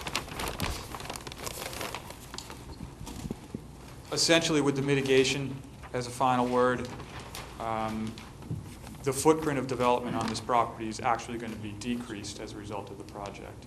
So this mitigation area here is going to increase the setback to the wetland located to the south of the property, and this disturbance associated with the septic system is going to be fully restored with mitigation plantings as well. So there should be an overall increased protection to the resource areas resulting from this project. So that's my overview, and I'd be happy to answer any questions you have. Thanks, Mark. Jen? Yes, Madam Chairman, just a few things. Mark, can you tell me a little bit about, so the existing structure is 110 feet away from the vernal pool, and you're moving it right to that 100-foot vernal pool buffer? Correct. Okay, but your limit of work is still going to be the lawn in that vernal pool buffer? This is the line right here? Yes. Okay. I assume that's for construction purposes primarily. Well, then you need to keep it undisturbed so that you can access around the house, so that, it should be a solid 100-foot no disturb buffer in that area, to the vernal pool. So this area right here? Yeah, yeah. Just be, Yeah. the limit of work should be tighter there. Well, it can't be tighter because your house is at 100 feet. So you have a 100 no disturbance zone to the vernal pool, correct? Yeah. It goes right to the house. Yeah. And then usually we like a limit of work between 10 feet and 10 feet off that structure. So that structure, technically to be able to maintain that no disturbance to the vernal pool, that structure should be full 10 feet or, you know what I'm saying? It should, the limit of work should be on the 100-foot vernal pool. Yeah, I buffer, understand. not the structure. Yeah, but I think the exception here is that this area is previously disturbed. Okay, well, the board can discuss that. That was just the only thing I saw. The other issue I saw, and I talked to Tom briefly about this, and I'm going to pass this down. It's just a photo from the back of the house we took today, basically going from, where's my house? The north side of the house, back along the pond edge. Yes. Right? The pond only has that, the 14-inch pine is coming down. If you go out there and you walk that, all those have to come down. I mean, if you go and you realistically walk that and you go up to every one of those trees, especially some of the trees that were bending, and you stand there and you look up and you envision how big this house is gonna be, you really have to take those trees down. So just put them on the plan that you're taking them down. So when construction starts, I don't get the call from the contractor that says, I can't build this house. I mean, you know, I understand you're trying to minimize the board trees you're taking down in your A zone, but realistically, they're not gonna be able to build the house unless the trees come down. So, Yep, Tom mentioned that to me yeah, if beforehand. you can We're just okay tag with them, that. put them on a plan that they're gonna be removed, that saves me. Got it. Okay, and that was it, that's the only thing, I mean, you're getting kind of squeezed from the pond, squeezed from the wetland, you're maintaining a very large undisturbed area of that buffer. The only hiccup I saw was the vernal pool buffer on the tree, and that was it. Okay, Tom wants to say a word about that. Okay. Yeah, I just want to correct Tom Bunker, please at the time. I just thought I'd point out actually when we were doing the perk test, we discovered the old cesspool, which is about only 40 feet from, I think, or 42 feet from the pond. So I just wanted to point out that the new septic system, about 67 feet from the pond, so we're increasing the buffer by 25 feet. And because the system is only a 2-foot deep system rather than a 4 or 6 foot deep cesspool, so we're moving it to a higher elevation, moving it away from the pond, so it's just saying it'll be a better situation. I have a question on that, Tom, since you brought it up. To build a new house, would you be able to keep the existing cesspool? No. Yeah. So you're required to do it, so. We're required, I'm just pointing out that it's You're required to it's do it. better. I know, you're spinning it a great way, and you are making it better, but you're required to if you want to redo this house, so, okay. Oh, just one quick thing, Brendan's pointing it out to me, talking about your septic, Tom. The 24-inch pine, are you going to be able to save the root system on that, putting that septic in? Realistically? The one that we say save the tree? Yes, the one you say save the tree. You also wanted to save the tree, and the limit of work on the other side, and you know that's not going to happen, so. Well, at least this isn't you know, leaning over and so. I'm talking about the roots. I know. Just be honest with me, Tom. Well, I got the measure on there, Yeah. you know, I think.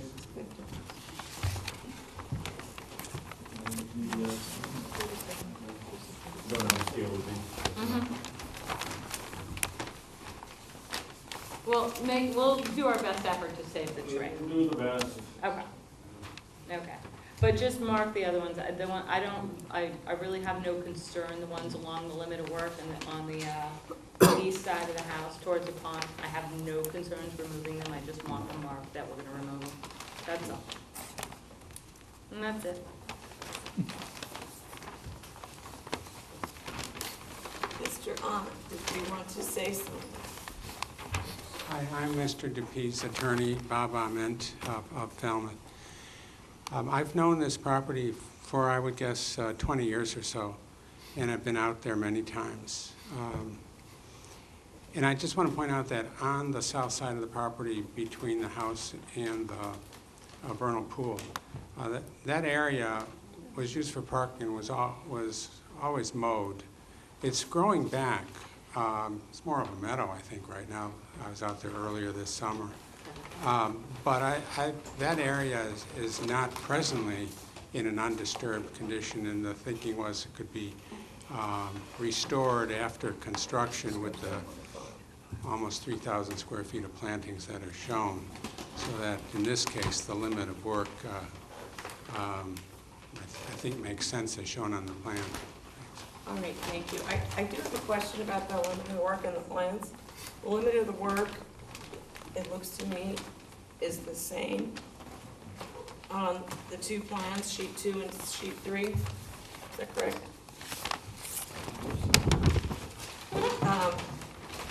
Because if that's the case, well, whether it's the case or not, the concrete patio on the existing house is much further back from the limit of work and from the 100-foot A-zone line, well, not much, noticeably further back. And that may be neither here nor there for purposes of going forward. But I think you were talking about how, well, there's patio there now, so what's the difference, basically? No, I never said there's patio. No, not you, Bob, Mark. I'm not sure exactly what you're doing. The concrete patio that's existing is, if there's more distance, but considerably more distance, I would say like 15 feet. Yeah. From the A line as opposed to what's going to be built, which is right Yes. on the A line. Right. So the extension. And so that whole area, you kind of suggested that whole area currently is already disturbed, and I'm just pointing out that it's not really, it's not a concrete patio. No, it's definitely, I did not mean to imply that it was concrete patio. It's an area, as Bob said, it's been mowed historically, it's sort of part of the yard. Right, but it can support vegetation. Yes. Including a 24-inch pine. Scheduled to be removed in the A zone. in the A zone. Anyway, sorry, I'll hold it. But it certainly is not an existing vegetated condition. No, And it will be restored, all 100 feet of will be restored, and most of it with, dense bushes and plantings. Well, I was saying that mainly for purposes of clarifying something that wasn't making sense. Mark? Yeah, I certainly agree with Jen. Some of the trees on the west side of the house are real leaners. And they're horrible. They've got to be taken out for safety, if nothing else. Do you have to do a design on the French drain at the base of the driveway? It's a big paved surface which is going to sluice water down to the bank. You have to do any thinking, or you just dig a trench and fill it with gravel and call it a trench drain and you're done?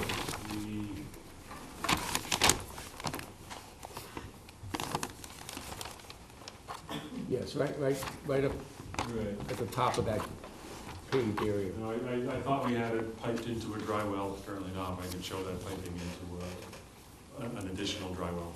So you're gonna run it into a dry well? It's not gonna go right down the bank, there's a slightly small retaining wall there.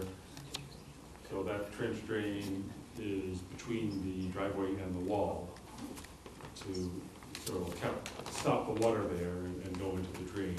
But it was supposed to be piped to a dry well. Good, okay. Somewhere I thought I saw a reference to a walkway going down the landing.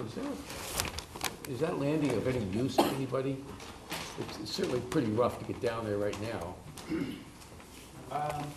Is there any plan to use it for anything? In which case you might want to lay out a path and... No, I don't think there's anything more than maintaining an access to the water there.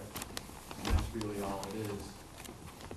You might want Again, based on my familiarity with the property, that certainly would be true if we were talking about access on anywhere here. Right. But that's, I think the only location is Oh, I agree, that's the right location. I think it might be nice to put on the plan, just a pathway going down, so we know it's appropriate to mow and strip out, and what it's appropriate to leave wild.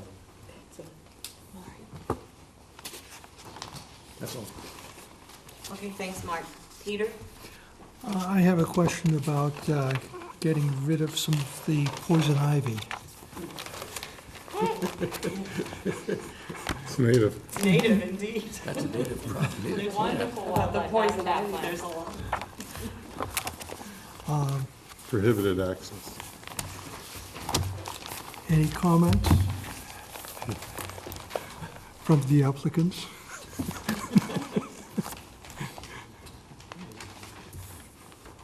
In the areas outside the limit of work? Within the limit of work? Oh, within the limit of work, it would be removed, for sure. Okay. Okay, no further questions. Steve? Yeah. I was trying to figure out the driveway from the earlier drawings, and I'm still trying to figure out the The existing driveway or the proposed? proposed. Doesn't have any width. No, it looks different It's colored in gray. on this one than what I have in front of me here. Let's see, are you on sheet 2? it's just kind of outlined. Yeah, the outline, without it colored, I can see the outline is a little difficult to Oh, follow. Yeah, it's very difficult. I couldn't the find edge it. on the, Yeah. yeah. So what was the guess on the square footage for the proposed driveway? Did you quantify the square footage of the driveway itself? Not individually. It's a significant, oh, no, it's not. It's outside of the A zone.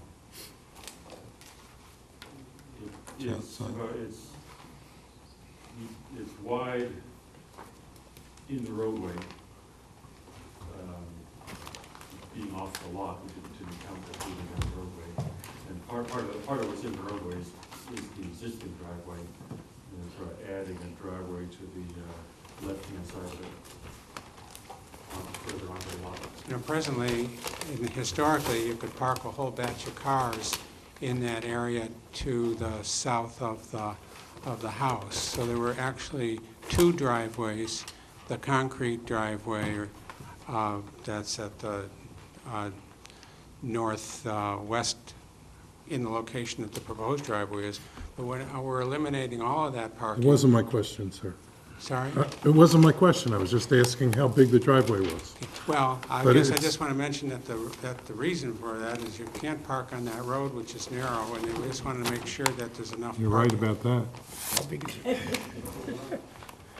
Thank you for whatever.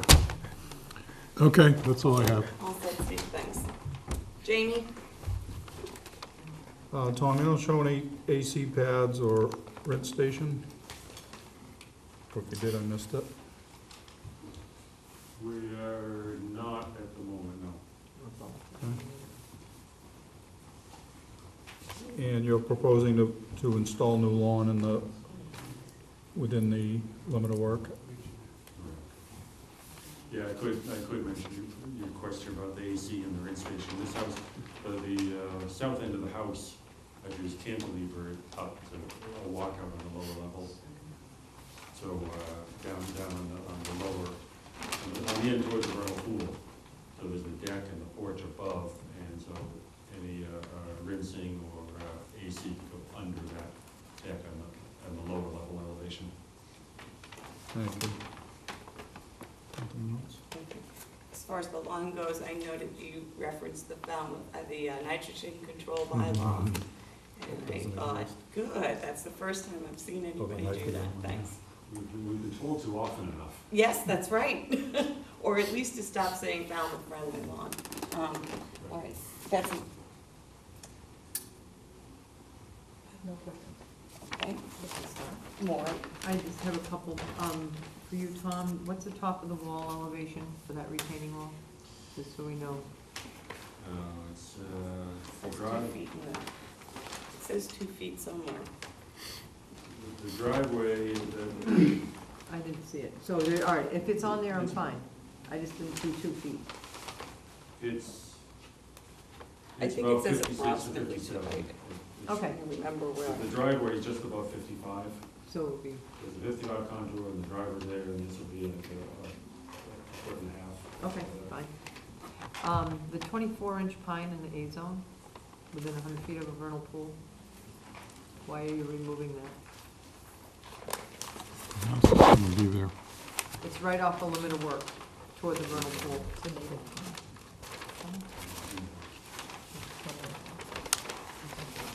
And it looked healthy and substantial, so I was just curious.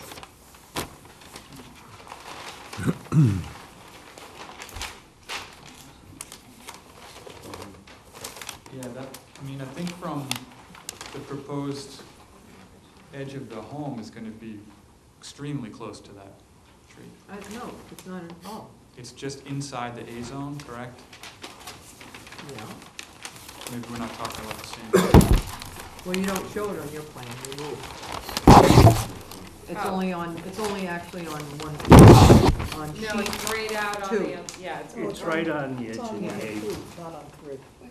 Not on sheet 3. it's grayed out on sheet 2, Okay, I and couldn't nothing see is it, right out right. against the house. Yeah, okay. That So- has to go. So, all right, well, I guess my question, Well, not has to, but current design would Current design require does it. closer to the vernal pool. The house moved 10 feet closer, am I correct, Jen? Correct. Okay. So usually we try to move further away from the vernal pool, not closer. So I'm kind of a stickler on the 100-foot line to the vernal pool, because once that habitat is reestablished and the vegetation, it will be a function for the vernal pool critters. So I know right now it's a driveway and everything else, but once this gets reestablished, that 100-foot will, actually they go 300 to 500 feet, but we only have 100 foot, so let's give them 100 feet. And the other thing, that the tree canopies, they're really close on, I have to say, I really liked your plan as far as, all the upgrade to the septic. Your revegetation is wonderful to get rid of that asphalt driveway. But again, you're trying to fit a lot of required mitigation in a very small space. And one of the things is the tree canopies are only 10 feet apart. And the 20-inch cherry, if you look up the 20-inch cherry that's existing right there, the canopy is already beyond 10 feet. So now you're gonna shove another tree literally into it and under it. So I just think they, realistically, they need to have the space to grow. I mean, if you look in an arborist book, that Tom knows, he was an arborist, what's the canopy of a beech or a native cherry? Yeah. A beach out on its own is pretty big. Yeah. The beaches here are Here, so no, they're big. not, no, they're not so not. big here. But I'm saying that cherry is pretty big though. Yeah. So that's all, that they can have a canopy, they're not growing like this, so. Which then would fill that 100-foot buffer perfectly with trees, and, so that's all. And you also have a dry well in the A zone, which needs to come out of the A zone. And what is the well pit? Is that the old well pit? Because now you have town water. That's the old well. Okay, is that gonna be abandoned, obviously, Phil? Okay. And that's it. Thanks, Maureen. Courtney? No questions. Kevin?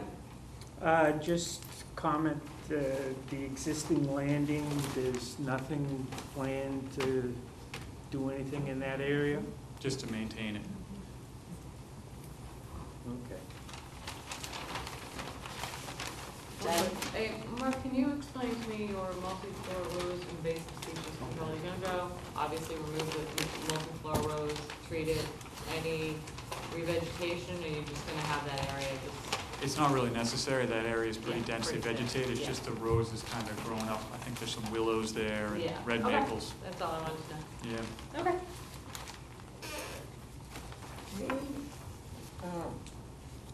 Anything else from the board here?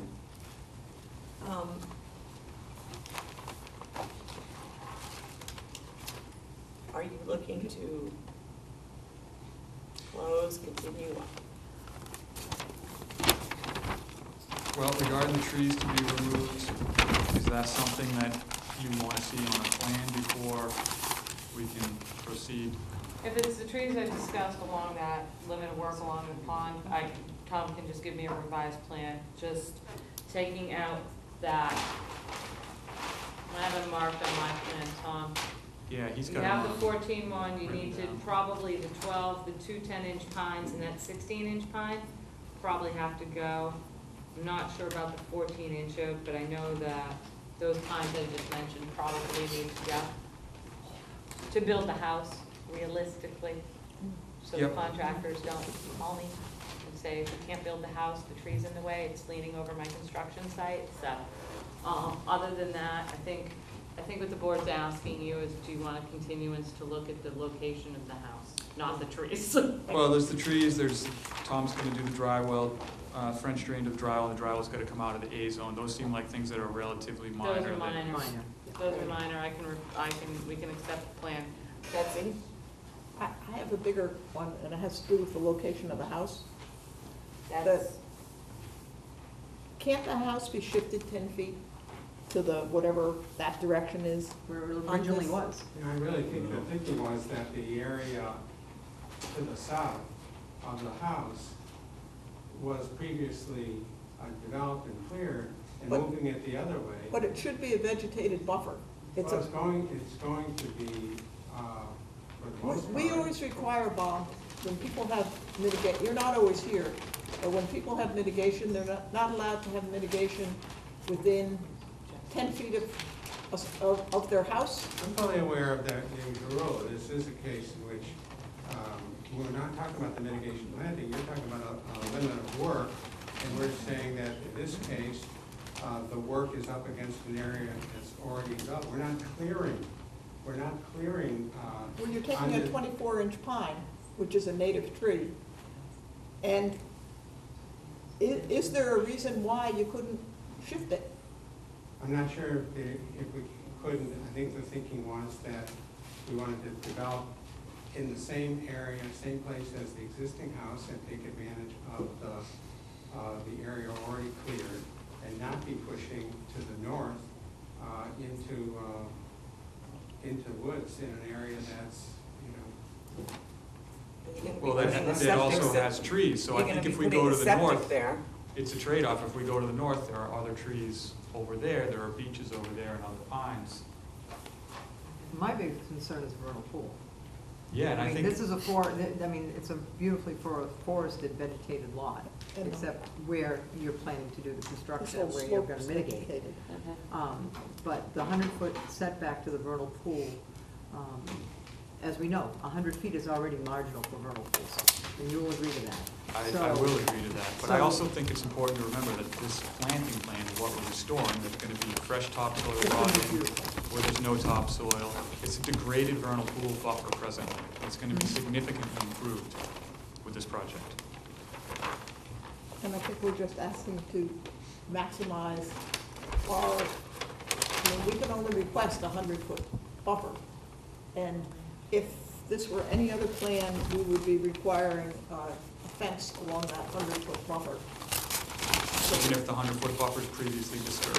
In many cases, you have lawns in A zones, maybe not in vernal pools, but certainly along Generally, salt marshes. generally with vernal pools, we ask for the buffer to be, that 100-foot buffer to be delineated, so that there's no temptation to continue to mow, et cetera. Your little Well, 1-gallon blueberry one. Well, we have the mitigation plantings and you can't mow the existing grass area.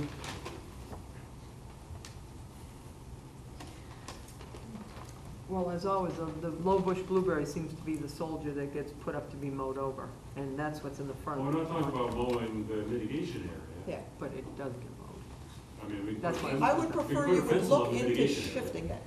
Do you realize that shifting it just 10 feet is gonna bring you right to the W in your retaining wall? It's not that much. If you look at where the W is in the retaining wall, no, Mark, you see what I'm talking about? Yep.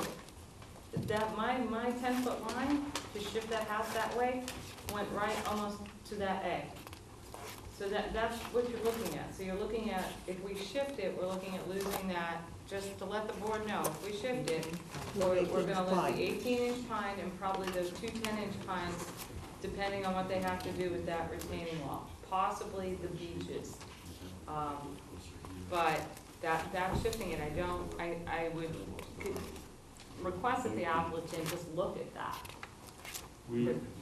Yeah, we can look at it, but if you see the shape of the house and the shape of the buildable area, and, you know, considering the setbacks from the pond and from the road are kind of wedge shaped. Mm-hmm. And so moving the house will Bring it bring closer it to the closer road. to either the road or the wetland. Closer to the what? Or what? Either the road or the wetland. It's The road doesn't, the Where are road. the beaches? The road doesn't I know allow that. it. You took I know my that. But I mean, learning let question. me ask you a question. Can you My shift it grandson was- and maintain that 30-foot, He was with me. 30-foot He didn't thing? want to go. Well, I right didn't now, want to get out. we are, Might be able to. Doesn't bother the me. closest is I'm 30, good, so I and have we to have defer. it at 31 and 32, so we might be able to shift it up that way. Yeah, just look at it. That's what the board's asking you to do. We can move it some. That's what we're asking. No, we're not Maybe moving 5 it feet. south. Some. We meant He north. said North, some. no. Yeah, Right. He said some. yeah. Some's better than done. Who's north? Do we have a date? Do we have a date, Jen? This is north, right? No, north isn't, I'm kidding. yeah, North is towards the septic, guys. north is towards you. Yes. Yep. If you were to continue, gentlemen, would you prefer the first or the eighth? Or do you not want to continue? No, we'd like to continue, we'll look Okay, at the it. first or the eighth, which one would you prefer?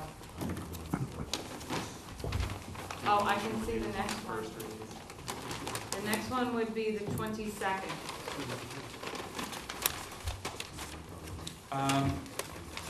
They're not using We have a it meeting on now. the 22nd? Let's take the 8th, please. The 8th, please, yes? At the request of the applicant, we're continuing this to August 8th. Second. Thank you. Anything else from the board? Anything else from the applicants or the public? Right? Yes. I love this area. I'm sorry. Hearing nothing, all those in favor of continuing to August 8th, say aye. Aye. Opposed? Unanimous, so moved. Thank you. Thank you. Thank you. Right, Town of Falmouth, as we dealt with that one. Yes, we did. Enforcement issues.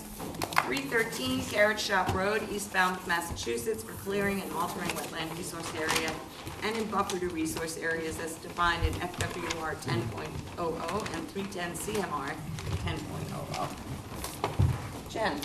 Trying to convince Brendan to present this to the board. Ah. No, I'll do it. Okay, this is 313 Carrot Shop Road. It's a small enforcement order out on Fresh Pond. We were notified about the enforcement. There was some understory clearing and some tree removal along the edge of the pond.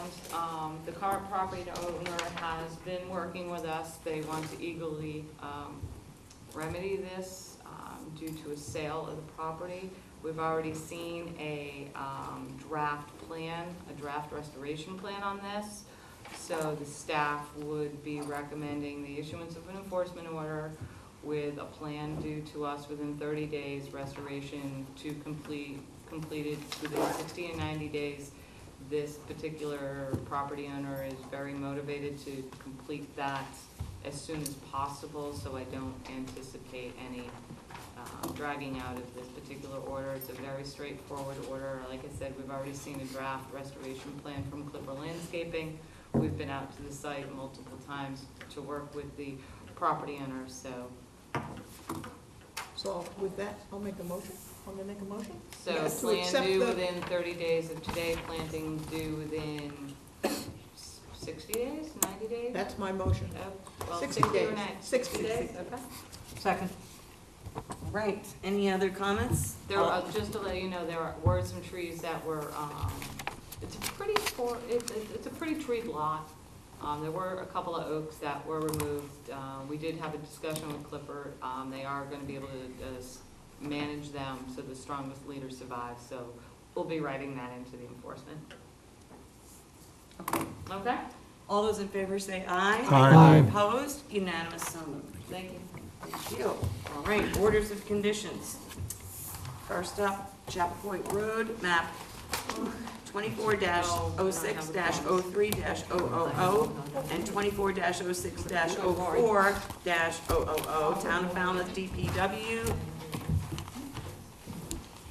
Okay. Yes, Madam Chairman, can you go grab me those files? Grab it downstairs. No, they're right over there. This was Chappie Excuse me. Road? Yes.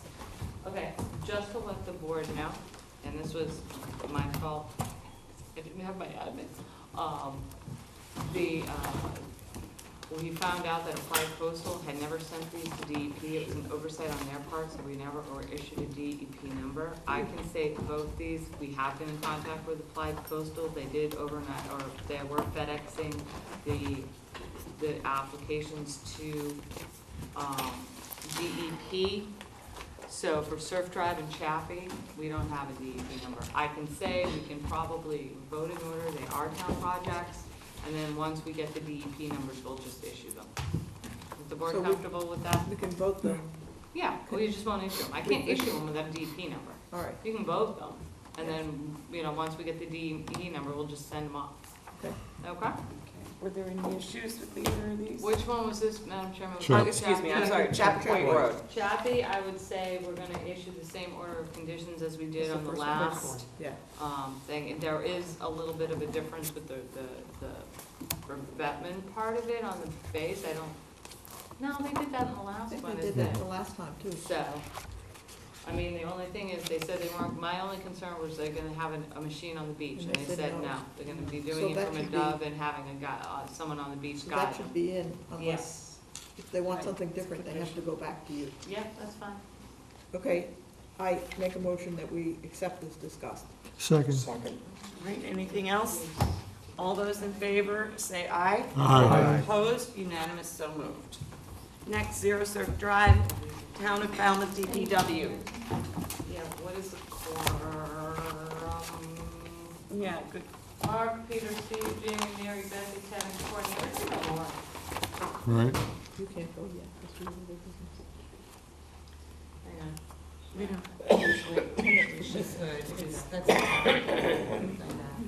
Surf Drive, the only interesting part of that one I thought was the concrete base. Yeah, Um, that would seems like a good idea. That at this said, point. the only concern the staff has just from, let me look at this real quick.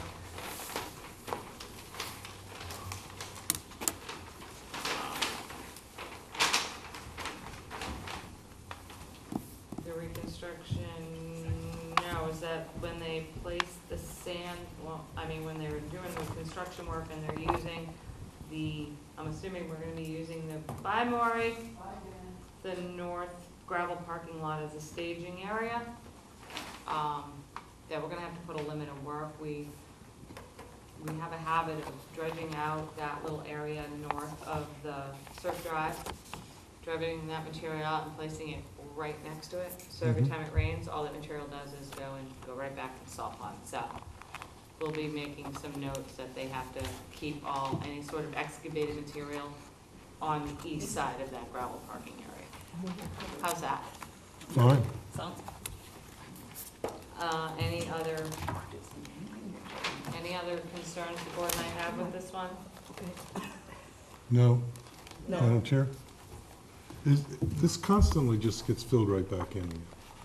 It's a permanent dredging situation. It is. It would seem that there could be a design consideration that might reduce, I mean, they dredge it 6 times a year? Yeah, but that happens in all these, I mean, I if we didn't understand have that. drawings, we'd have, We have an They're trying to- opportunity to consider options, well, as Courtney pointed out with our but they walkway. mentioned that the problem is where it should be draining, where it wouldn't be as much of a problem, there's a house.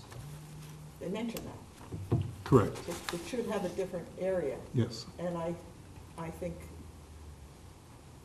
they think the area that's there is the lesser of all evils. I Okay. mean, in order to, presumably you could have a study done to have a different area that might not require as much maintenance, but in order to put a new inlet or outlet there, it would require a year or 2 years of permitting and engineering. And I think, it's sort of the All right, lesser. assuming Surf Drive continues to exist. Yeah. For some period of time, right. Right, whenever we talk about. I just think making it's, changes on Surf Drive, I think, let's hold off on that. Madam Chair, the reason That's for for another it, committee. Yes, right. right, is that there's a lot of these. Yes. And design doesn't seem to be conceivable, other than this concrete floor, which will make the process easier. But it'll probably attract more sand. It'll just sit there rather than flushing into But the it's easier rocks to and everything. remove. Yeah, right. Okay, just thought that there was a chance to think about these things. Worthwhile. Thank you, Madam Chair. No other comments? I'd move Okay. accept the order. I'll second it. All right, anything else from anybody? All those in favor say aye. Aye. Opposed, unanimous, so moved. 96 Ransom Road, Zaymore and Collinwell. They did submit their plans, the ones that I asked for. He had plans that weren't in our packet. Yeah, I And they did- remember. yeah, and I'm they did thinking this submit is them. where we're rearranging all the hardscape to All make it. stepping stones. Yes. Right. Which they really Right. need to, I mean, It was a nice that would be a design. nightmare at night, even Oh, if yeah. you I did roll have my lights. ankle. It was a nightmare in the daytime. I don't think the board had any concerns or real special conditions, but that'll be really a very beautiful project once. Yeah, Yeah. it's a beautiful site. It is. So I move that we accept as discussed. Anything else? All those in favor say aye. Aye. Opposed, unanimous, so moved. Oh, Susan, do you have a question? No. She wanted to know who the second was.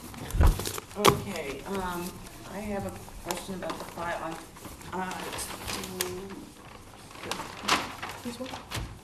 yeah, 317 Edgewater Drive. Mm-hmm, Confusing myself. same form.